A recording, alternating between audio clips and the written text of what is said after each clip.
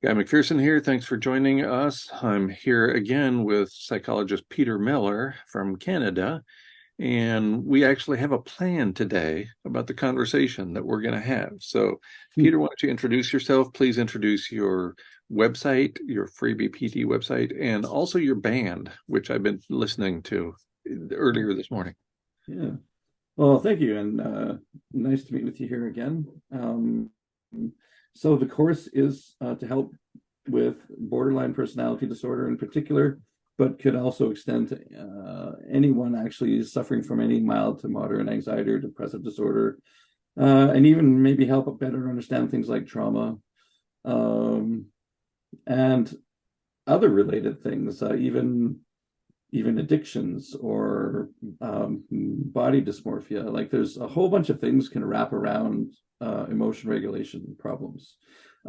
So I mean, if you're just curious about mental health in general, and if you're curious to understand maybe your friends or loved ones who might be suffering, this is a good place to start and even finish. It's loaded with good stuff. I'm I'm proud of this effort. It took me about 10 years in total to do it. So um and I never actually even knew it was going to culminate in a course. It just started out with doing a bunch of writing, and then it turned into a book of sorts, and then it turned into a podcast, and turned into a bunch of blog articles, and they're all freely available through the course. So you can check it out at freebpdcourse.com. And yeah, thanks, Guy, for letting me share my musical endeavor called Lie Avenger here. It is very honest music, I think, in the punk rock realm, but we're also kind of extending it out to a couple of other genres that might be a little bit amusing and surprising. So it's not just going to be all kind of like yell, scream, rebellion kind of stuff. It's going to be there's going to be some catchy hooks in there, and a lot of it will be related to some of the discussions that we have here in the content, how difficult in particular it is to be true to oneself and to be honest in this world and even to be sane in this world. So yeah, you can check it out. It's on most streaming platforms on YouTube. There's 2 songs out so far, and we got several scheduled for 2024. So there it And is. I heard one of those that I think is scheduled for 2024 today, right? Yes, you did. Yes. And you said that it didn't have all the instruments, but I'm like, maybe my musical ear is not so great, but I couldn't tell. I thought it it was was just great. it was just bare bones guitar, drums, and my voice, and so no, there's a lot to go yet into that tune, but excited to release it. And that was inspired by a quote from Jim Morrison, and you shared the quote with me. It was Yes. great, great Yeah. stuff. Thanks. Okay, so today we actually have a plan. We want to talk about, or at least start by talking about the 2015 film, The Big Short. And The Big Short clearly demonstrates that money matters more than life on Earth. The writers almost certainly did not understand the importance of the rate of environmental change. Almost nobody does. I doubt they knew about the aerosol masking effect because it's the best kept secret in climate science. They certainly didn't know about stratospheric ozone being stripped away when nuclear facilities melt down because that information was not published until after the film aired. However, the writers and filmmakers or whoever puts this thing out did understand that civilization was threatened by shorting the stock market. It's called the Big Short because they shorted the stock market. That means they buy stocks and assume that the value of them is going to go down in the future. So they did understand that civilization was threatened. This set of living arrangements was threatened by shorting the stock market, and they did it anyway. And that's amazing. Now we know that as goes civilization, so goes the human species because of the rapid rate of environmental change in the absence of humans, because of the loss of aerosol masking, and perhaps most compellingly, because when nuclear power plants implode, that leads to ionizing radiation going into the stratosphere and stripping away stratospheric ozone, and thereby really superheating the planet. Interestingly, this was displayed in the 2021 film Finch, starring Tom Hanks, They didn't mention it. They didn't ever say that this is what's causing it. But if you knew about nuclear power plants melting down and that ionizing radiation stripping away stratospheric ozone, then it made perfect sense. I would imagine most people didn't know what was going on there, why people would stick their hand or their arm out into the sun. It would sunburn very quickly. Mm-hmm. So, so that was interesting that they worked that in there. Mm-hmm. Okay, so back to the film. They understood, the filmmakers understood that civilization was threatened by shorting the stock market, and they did it anyway.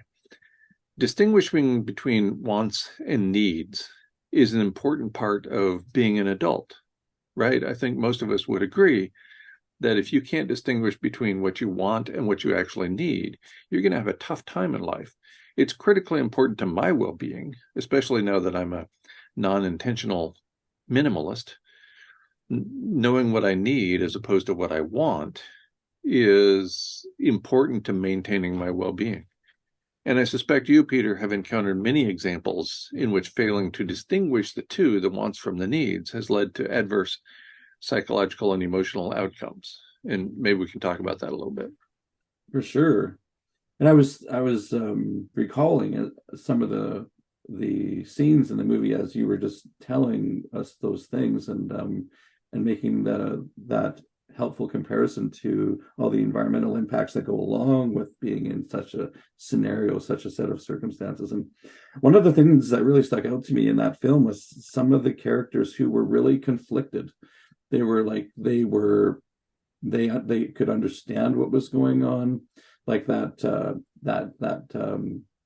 guy in the office who, whatever, he had this glass eye playing the drums, and I think he was one of those conflicted characters, as were others. So they could see, like, okay, we're involved in something here that has corruption, that is harmful, and it's almost like they couldn't help themselves but take advantage of the situation. And where they set up that scenario with the banks where they're like, we're going to bet against you, and we're going to profit from this because we know that, or we can see that things are going to fail. And of course, the greedy banks took their money, thinking that the mortgages would never fail. And then they ended up with some huge profits at the end. But then also, like, one of the characters Brad Pitt played, he said to one of those younger guys, he said, why are you laughing? Like, because they were laughing and happy at the end when they had the big profits. And he's like, don't you laugh like this? You know what the reality of the situation is? And like, people are homeless, people are losing jobs. It's by the thousands, like, or the millions, right? Like it's devastating. So there's like, they're morally conflicted, which I think is interesting to watch.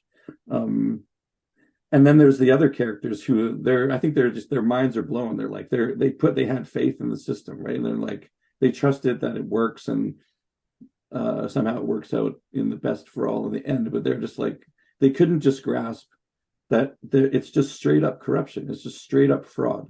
They had a hard time. They had a hard time conceptualizing that and accepting it as the truth. But in the end, I think most of them did. Money got in the way. A serious amount of money for individuals, right? And so that's what we're talking about, trying to balance, I'm going to be an overnight billionaire with, we're screwing everything and everybody on earth, right? There's the balance. And somehow people rationalize this as an okay thing to do, which is, I think this is part of the insanity that we are all surrounded by. Like, it's okay to have a short-term plan of gaining wealth and then disregarding the consequence, disregard all human consequences, ecological all consequences, right? Like, how do we do that? It seems like we can slip into psychopathy, like, at any moment. Like, American science fiction writer Robert Heinlein wrote, humans are not rational animals, they're rationalizing animals. How do we overcome that? I don't know how we overcome that. How do we get to even be that way? Yes. So that we spend more time rationalizing what we did, no matter how horrible it was. than we do thinking about it in advance and not doing it. I think we get really excited by a false sense of security. And I honestly think that's why people fall in love with money. I think that's why people go to church, that kind of stuff, because they fall in love with this false sense of security. It feels real, I guess, in the moment. But I mean, if you listen to honest, like rich people like Jim Carrey, didn't he have that quote? He said, "I want everybody to become rich and experience their wildest dreams so that they can see that it's not the answer." So people that have actually reached that point are being honest, but we still don't listen. We still don't listen. Oh, and by the way, for the last many years, he insisted that homeless people be included in the films he was in. Nice. So he understood that he was among the 1%, and that a whole bunch of people were miserable, not because of things they did, but because of the way the world works, the way this screwed up world works. And so he insisted upon trying to shift some of the overwhelming amount of money to the people who didn't have any, which Nice. I think is amazing. That's great stuff. I think Robin Williams did similar things. Yes, He would always have a homeless person be part of his crew or something. Or right. yeah, Yeah. And the problem is we know the two people in the world who have done that. yeah. Two, yeah. There's I more than think eight million. there might be a few others. Keanu Reeves, I think, did some. He was quite the philanthropist too. So Yes, and there are people out there who do. Okay, and I'm not trying to downplay the importance of, for example, the Bill and Melinda Gates Foundation and Warren Buffett, who gave away an enormous amount of his fortune to the Bill and Melinda Gates Foundation. yeah, And so yes, these kinds of things happen now and then. it doesn't get to the root issues, of course. No, of course not. And it makes it makes them look like really wonderful people, but they're still not actually being totally truthful.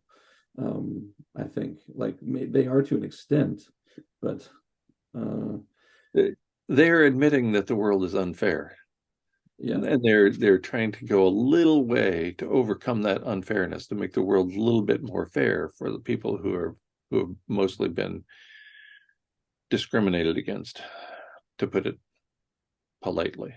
Mm-hmm. Mm-hmm. But that doesn't fix everything. And I don't think any of those people would want all of this to be fixed, because that privilege is enormous that they have. And it's really hard to give up that privilege. Here's a quote from John Kenneth Galbraith, who was a public figure and speaker and writer. In his The Age of Uncertainty book, which came out in 1977, he wrote, "People of privilege will always risk their complete destruction rather than surrender any material part of their advantage." Yes, people of Mm-hmm. privilege, the people with a lot of money, will risk their complete destruction rather than giving up any of that privilege or any privilege of significance. Mm-hmm. Wow. That's that conflictedness again, right? It's like they Ex- maybe they partly want things to be different and to help, but then another part is like they want to hold on to that. I'm going to call it a false sense of security, like where you have mounds of money in the bank, and that's seeing that there gives you this sense that, oh, everything's okay and I'm going to be okay for the rest of my days, kind of. right. But I guess in the physical sense, like it helps, but it doesn't relieve you of any of the anxieties and the depressions and the it doesn't relieve you of any of it. Mhm. Like all of that suffering remains. And I'm sure if Matthew Perry was here, he would tell us that, like if Right. Of course. um and And like, yeah, go ahead. Yeah. in the category of trying to do something about it, I realized that it was the monetary system underlain by everybody wanting more, more, more, and more. I realized that's what was driving the ongoing mass extinction event, right? And that if we didn't collectively start acting differently, we were going to drive ourselves and potentially all life on Earth to extinction. Mhm. And as a conservation biologist, I thought that was kind of important. So that's why I last accepted a paycheck on May 1st, 2009. And man, was that ever a big mistake. Well, I guess But it's forced you to be totally true to yourself, like totally, like where you can't say that you're totally conflicted because you're not so immersed in the system anymore. right, right. So if we view that as good news, then yes, I'm covered in good news. And Hmm. yes, I still believe that it's the underlying demand from all of us to have more and more and more. And that mostly means money and the privileges it provides. I Hmm. still think that's what's driving a vast majority of the problems in this world. And Hmm. certainly the mass extinction event that's underway Well, is driven by us grubbing from another dollar. and yeah, when we are in that, when we are steeped in that, when we are deep in that, that's when we disregard consequences, right? Like we have this ability, this strange ability to disregard even someone begging for a little bit of food on the street. People just walk by, like, right, like we just disregard the how to be human. It almost disappears. Absolutely. Something Absolutely. strange And happens. and I've heard so many rationalizations for doing exactly that, for walking away, Yeah. driving by somebody who's begging for a few bucks on the street. Oh, they'll just use it for drugs. Oh, they'll Yeah. just use it to buy alcohol.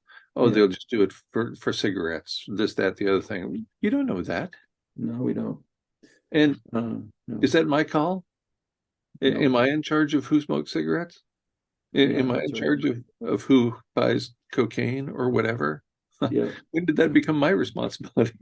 Yeah, people start sort of playing God and being the moral authority, and Right. um but yeah, I guess that's how we rationalize being cold and distant and uncaring, and yeah, basically staying And on the right side of the spectrum, I guess. and I would argue that few people know more about that than you and me. We are heterosexual Caucasian males.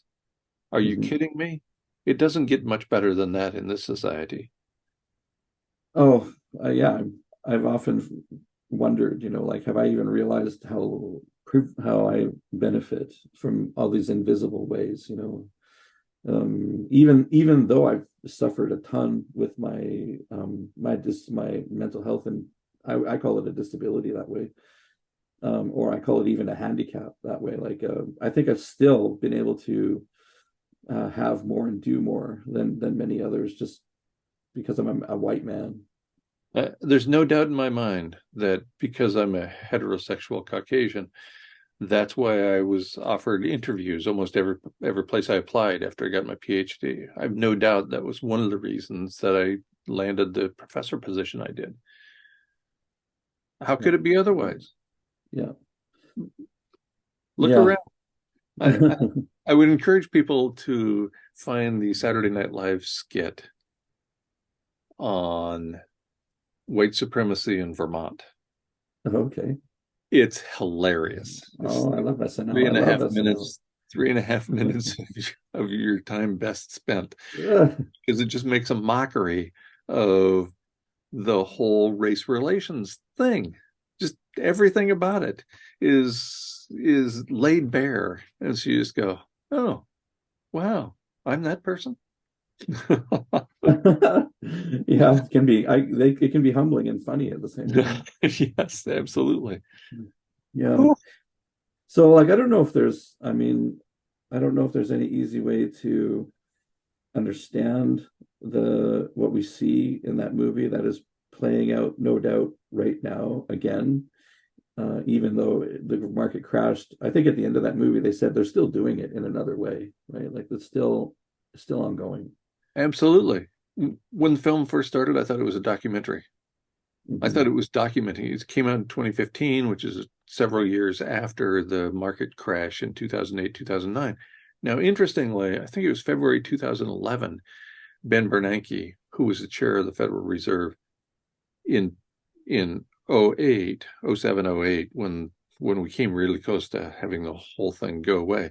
And he was still chair of the Federal Reserve in February 2011. And he was interviewed. He said that we almost lost every bank in the United States except one. And he wouldn't name that one, but it almost had to be the Federal Reserve Bank. Regardless, at the time, there were banks that were deemed too big to fail because if one of these big banks failed, they were going to take the whole system down with them. Mm-hmm. And that's how close we were to losing this set of living arrangements. Wow. And of course, by extension, although almost nobody knew it at the time, due to aerosol masking and the meltdown of nuclear power plants, stripping away stratospheric ozone, right? We would have lost all life on Earth. Now, I understand that the people who were playing this game of messing with the stock market didn't know that that's what was at stake. But still, as indicated in The Big Short, they're willing to sacrifice this set of living arrangements for them to make a few dollars more. Wow. Well, again, it's complete disregard, right, of the long-term, complete disregard of the consequences, who's impacted. Even they're doing it to themselves ultimately, but they don't even see that, right? Right. Right. And you sent that great article that I'm not all the way done reading yet. That would be the basis of next week's conversation. For sure. Yeah, we will do that. I was I was saying a couple of minutes ago, I said I don't know what the answers are, and it just brought to mind, I sent you that Jim Morrison quote, and I'm going to just say the last two sentences here. He said, like, if we're talking about big time change with people, right, and the world and society, he said there can't be any large scale revolution until there's a personal revolution on an individual level. It's got to happen inside first. So, like, I think it's true that we can't like fight the monster and make them stop, kind of thing, but if we do the work, and I would say the mental health and relationship work to improve our own health, we can actually probably start to invest ourselves less and less in the monster. If we were to kind of like wake up to that kind of level of enlightenment or consciousness, then you can start to say, I'm not going to buy that thing today, or I'm not going to sign for that loan, or I'm going to do something another way. I'm going to basically start boycotting the system as much as I can. Right. Like, if that happened on a large enough scale, like, it would be an interesting situation. we wouldn't have the ongoing war, arguably world war, in Ukraine.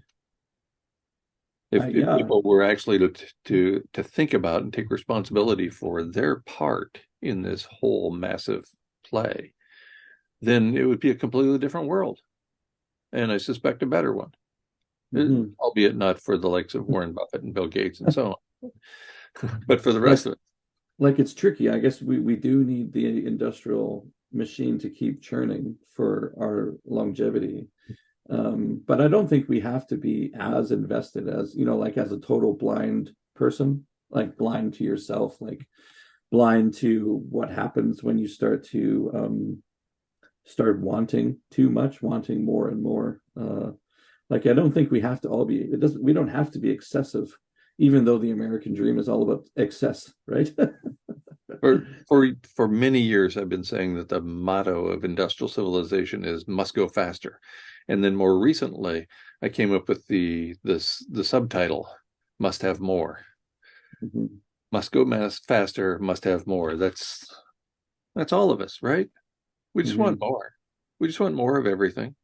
And we want it so much that it becomes almost, we feel it's a right. And I'm going to say it again, we get a kick out of it because it's that false sense of security. You get, when you buy things, they even call it retail therapy, like therapy, right? Like, which is what a load of shit. Like, it's not therapy. It's just feeding an addiction, really. Right. It's like when you go and buy something new, everyone knows you get like a little high, like for whatever, an hour or something, right? Or less. I don't know, but not long enough to justify it. So that's the false sense of security and enjoyment and pleasure. that I think people they will prioritize that over their morality, over awareness of the societal consequences. Like it's just it's more powerful, right? Than Yeah. but I mean, if you can become aware, enlightened enough to a point where you're like, oh, I'm starting to experience that false sense of security and that false excitement, and I can, I can be present with it, namaste with it. Like maybe I won't buy that car today, if Right. I don't really need it, like Right. you were talking about wants and needs. Yeah. And we are so driven by what we want because we look around and everybody else has one. I must Yeah, need one, no yeah. matter what the one is. It's insane. So then you're talking about a false sense of status or a false sense of self-esteem, right? Right. Like if I have what they have, then I'm just as good as them, which is just a big fucking lie.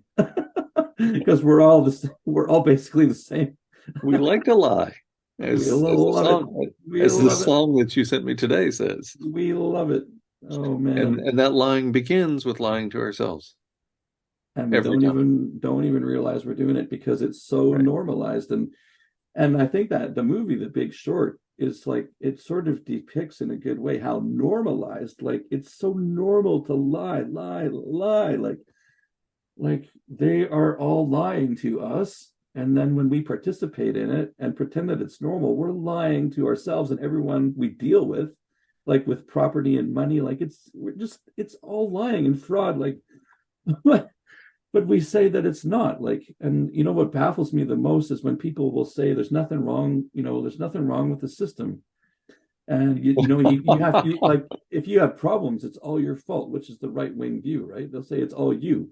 They Yes, say they absolutely. say they always say don't question the system because the system is just benign. It doesn't the system it isn't biased. Like fuck that's a lie. Like it is biased. It does favor certain types of and groups, and if you don't understand its workings, it's going to screw you, and it does every day.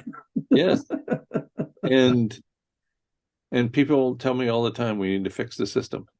My response, the system is already fixed. It's not fixed for you and me, but it's Yeah, fixed. it is fixed. Fixed, yes, Ah, quote unquote. all right. Um, So why don't you give us again the how we can find your free BPD course and tell us a little bit more about it, and then we'll wrap this up. okay. Yeah. Well, I mean, what else can I say? I'm thankful for people who have been accessing it, and I hope it's been helpful. And you're free to be in contact with me through my contact information at freebpdcourse.com. I have some contact information near the bottom. And there's also a link to my band called Live Avenger if you want to listen to some tunes that we are original songs and somewhat in alignment with my talks here with Guy McPherson. Thanks, that's great. And I look forward to our conversation next week. Until then, think about it, folks. What can you control? What do you have a responsibility for, and what do you not?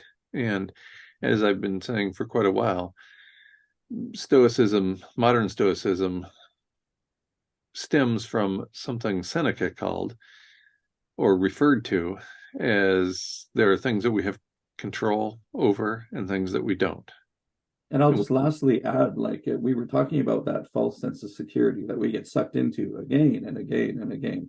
And I think this is what drives a lot of our impulsive and I would even say psychopathic behavior because we're not considering the whole, right? Like, so, but right, we can transcend that if we get knowledgeable and healthy enough. And if we, like, I would say, practice things like mindfulness meditation enough and in the right way, you can become more enlightened and transcend that stuff to a degree. So yeah, that's part of the course too. I can't imagine anybody in Canada still thinks that we're not all interconnected, not just humans, but all life on Earth. After the big Mm, fires that you've had in Canada, after the big fires we had in California, after the big no, fires that were in Australia, no, folks, no, I'm sorry. Like people say it's just the weather. Like it's we so are one. We are all connected. yeah. They will not admit to being an influencing factor in the whole. Yeah, there's a lot of right wing people in Alberta. What? They're in the heart of the tar sands. It's hard to believe. Oh man, they own this place. All right. I look forward to our next week's conversation. And thank you again, Peter, for participating in these chats. Sounds good. Thanks.